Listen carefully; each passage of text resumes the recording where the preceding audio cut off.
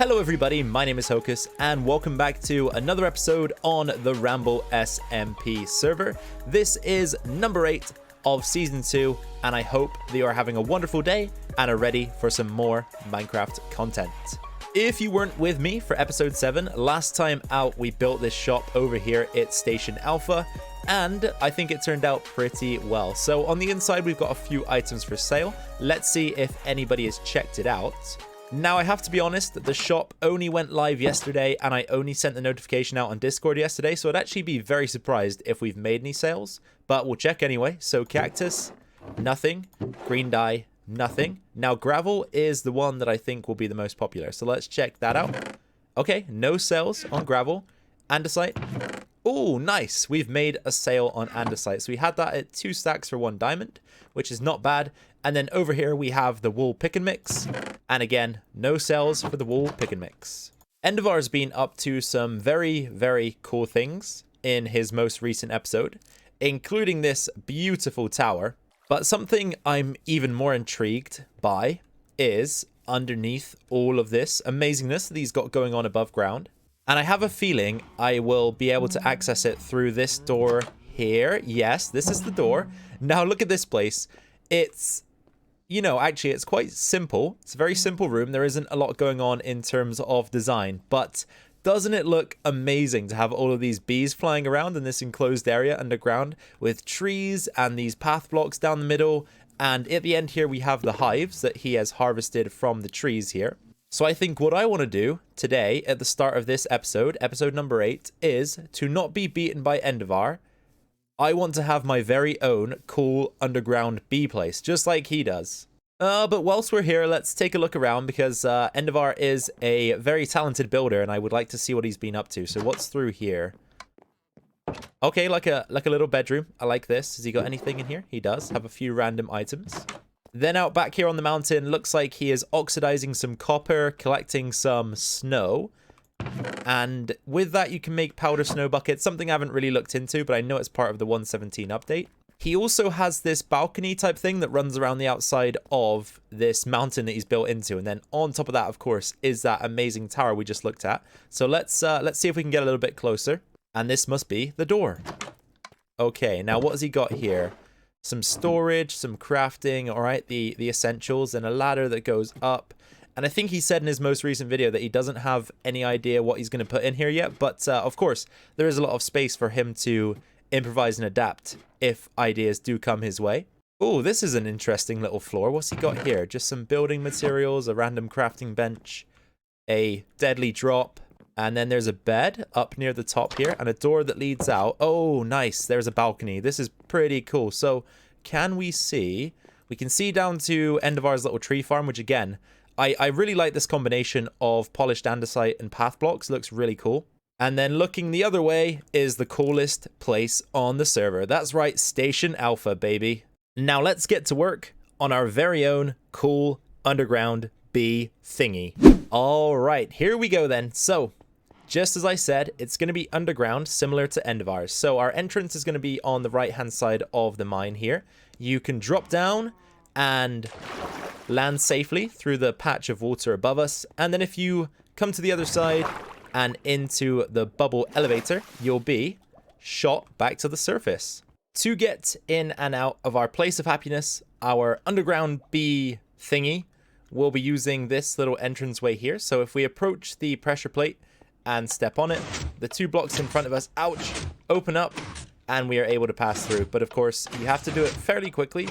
Don't want to get trapped in between there and sandwiched and smushed up and take damage. That's it's not a good time. But here on the other side, we have a little bit of open area, and this is where we will begin to dig.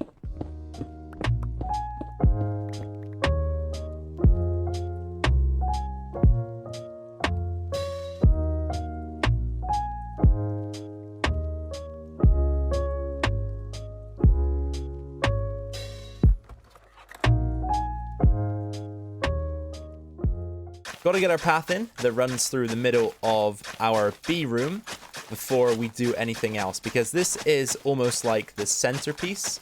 Although not magnificent, it will run down the middle of the room. So we need to make sure that we've got something that looks somewhat decent. And I'd say that's not too bad. Now, I guess the next task is to begin chopping out the stone on either side. We're probably going to want grass here instead. Yay, our first bees. Look how cute they are. Hey, little guy. Where you going? You can't go up there. And look, he has a friend also. Oh, this is so cool. Oh, back in the hive.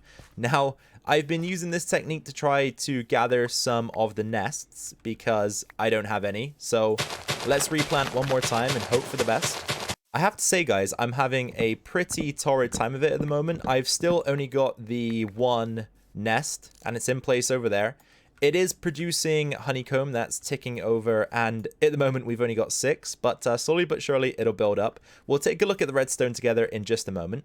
What I'm thinking is I'm going to move the nest farm outside. I don't know whether it's because we're in such a confined space that I'm having this trouble, but I feel like last time I looked, it was supposed to be something like 1 in 20 trees that are planted next to flowers should produce a nest, and I'm definitely not seeing those kind of numbers.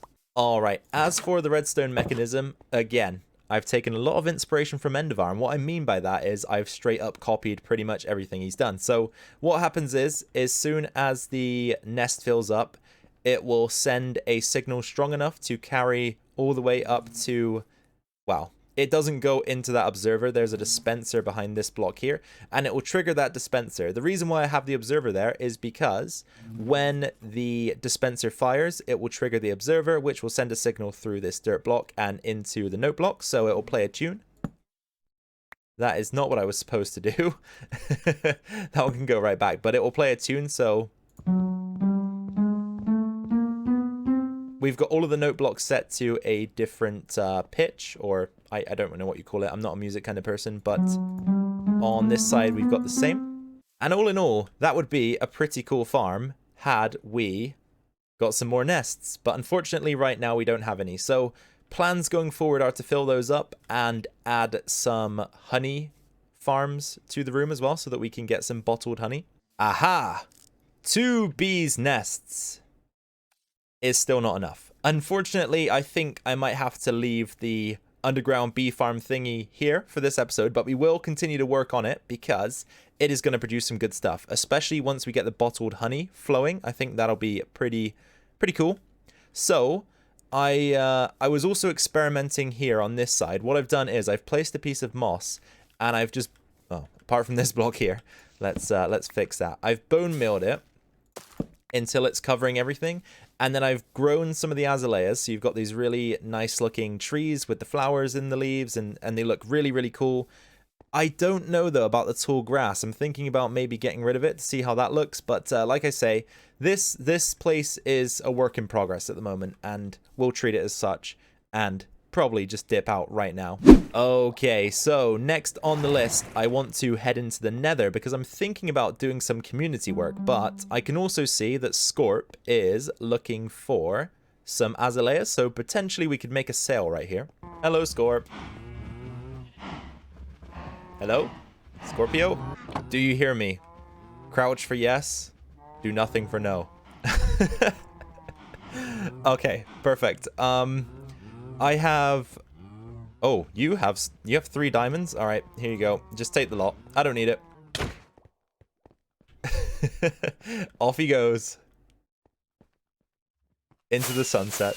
Not entirely sure what the situation is or how bad it is, but I've heard that there are now tunnels in the Nether that take you to certain places, but I've also heard that they are not yet mob-proofed, which means there are piglins running around in there and causing all sorts of problems. Now what the...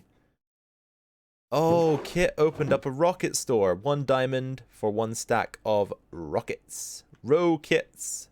That's cool. I'm going to have to buy some of those soon, but let's see what the situation is like over in the Nether. Okay, so this must be the tunnel. It goes... I'm assuming this is the direction that we want to take since it's chopped up to 3 by 3. We've got some signs. Spawn, Stronghold, Endavar binary. Okay, so essentially what I came here to do was to just slab some of this out. I don't know what the best thing to do here is. Maybe just to begin like this. I mean, at the end of the day, this doesn't have to be perfect right now because all we're doing is mob-proofing it so that people can be safe when they come to the Nether. I don't know. Nervous laughter. I don't generally play with the... Let me check what setting it is. So if you go to sound settings, I currently have the ambient and environment sounds on. I don't usually play with those, but that noise at the end of that last clip was really, really freaky. This game is supposed to be for children, I thought. Hello. And when I say children, I obviously mean adults. Because actually Minecraft is a horror game. No doubt about it. And actually, no offense to Endavar and Binary, but I think I'll do the Stronghold path first, just because that is probably more of a priority for everybody. And that should just about do it. Now, assuming this is the portal to the Stronghold, let's just quickly double check that. Yes. Okay. All right. Now, because I am a good person, and also because it will benefit me in the long run, I will use the remaining slabs to go back towards Endavar and Binary's place, because you know who lives next door to those guys? That's right, it's me.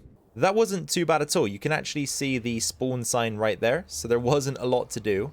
I brought it all the way up around Endavar's portal. He has a path leading off in this direction, not entirely sure what it is, and another one that goes over here. Again, don't know what it is, but I've done a little bit of slabbing just to try to prevent some spawns, but mainly we just wanted to get this part done. Now, I was wondering what this was all about. Binary, the portal thief? I have no idea, but Binary's always up to something, so we gotta watch out for him. Moving swiftly onwards then, guys, we are going to be preparing right now to head into the end. Now, I know I've said that I didn't necessarily want to do it. Oh, Binary's joined. Let's say hello to Binary quickly. Binary has been greeted, and he is currently streaming, which is pretty awesome. I think that might be the first stream for Season 2 of the RambleSMP. So, what I've done is, I've picked up an ender chest, and I know that I've previously mentioned that maybe I didn't necessarily want to go into the end, because I'm a little bit lazy, but we're going to do it. I think it'll be fun. So, everything aside from my Silk Touch pick is going to go in the ender chest. We're going to try and keep things as safe as possible. I'm also going to prepare my inventory a little bit. We're going to need some rockets and, of course, our elytra, which who knows where we put those. Quickly gathered up all of the gunpowder that I could find around the base and managed to make just under a stack of rockets. But if you remember rightly, KITT has now set up a rocket shop here at spawn. So I'm hoping he's got some inventory left. Might be a popular item, though. So 1 stack for 1 diamond. Awesome. I'm just going to take, I think, all of those, pay KITT some money, and then we will store the majority of them away, like so. Maybe put those there, and the spyglass can also go in. Probably won't need that anytime soon. Here we go then, ladies and gentlemen. Hocus's first time standing over the portal in RambleSMP. Let's do this. Alright. So, I don't have ender pearls. That is going to be our first task, is to gather one of those. And it already looks like somebody has built a little bit of an area to do so. So if we stand under here, stare him in the eyes, or her, could be him or her, I don't know. And just kind of combat them from the safety of this cobblestone. Hello? Do I look at another one? Okay, looking at another one. I don't think they like the flame enchantment very much, do they, Enderman? You have to be quite quick, otherwise they disappear and die in places that you don't want them to. Yay! Oh, he's back. He's back for more. Why now? Why now? Where is he? Ouch. Shield of Dreams. Shield of Dreams. He's down. All right. I always get super scared. Whoa, whoa, whoa, whoa, whoa, whoa, whoa, whoa, whoa. Terrified. Terrified. I'm going back to the cobblestone. Ah! Why? I didn't look at this guy. Why? Why? Okay, stay there. Stay there. Come on, just die already, please. They're tough. Okay, he's down. He's down. Keep my eyes to myself. Oh, there it is. So I did hear about this. BW built an Ender, and it is over there. So we should be in pretty much a good enough position to start adding mending to all of our tools, thanks to BW's work. Remote getaway. All right, now it looks like most people have headed off in that direction. I think what we're going to do is... Okay, looks like they've been that direction. Maybe we'll go over here. Thinking it might be an idea to take a quick pit stop. Maybe grab some chorus. Because I always forget to do this. But I've never made a proper chorus fruit farm. So this might be the time for it. RambleSMP Season 2. First ever chorus farm. Oh, baby. Flying ship. Always a good sign. Now, an even better sign would be... wings in here. No! No! Somebody has already been. Darn you, whoever was here before me. I do hear a shulker, though. Where is he? I'd be interested in taking him out, no doubt. Oh, they've left quite a few shulkers, actually. Unfortunately, I don't. In fact, you know what? I don't think they've cleared out the actual city part, just the ship. Hello? Oh, yes. All right, that's fine, because I'm also definitely going to be after shulker shells, so we're just going to have to play for shulker shells here. Enderman, move.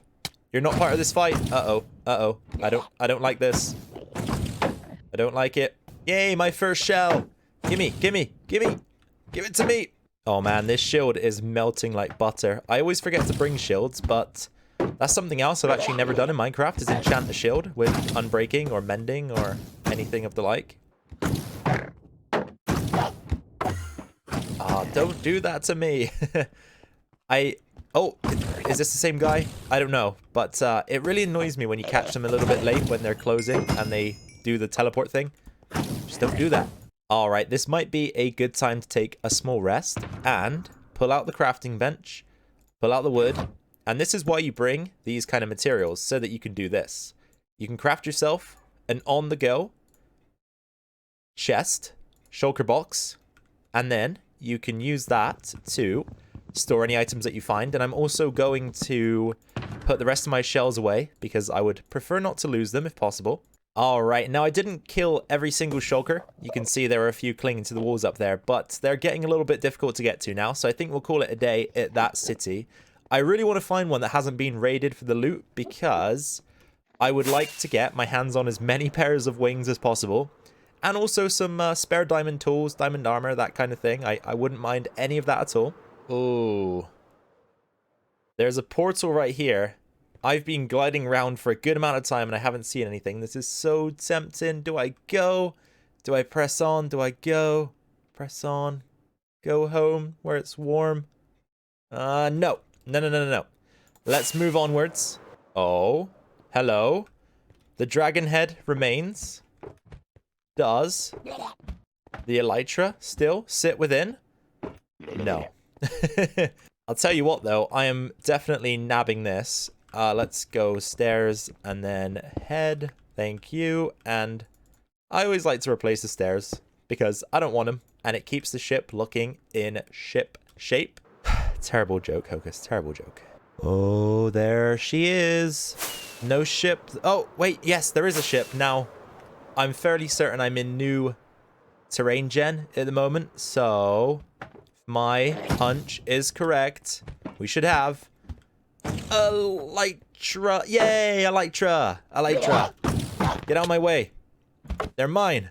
Down goes the guardian. And once we drop to the ground, elytra. Nice. Very first set collected by me.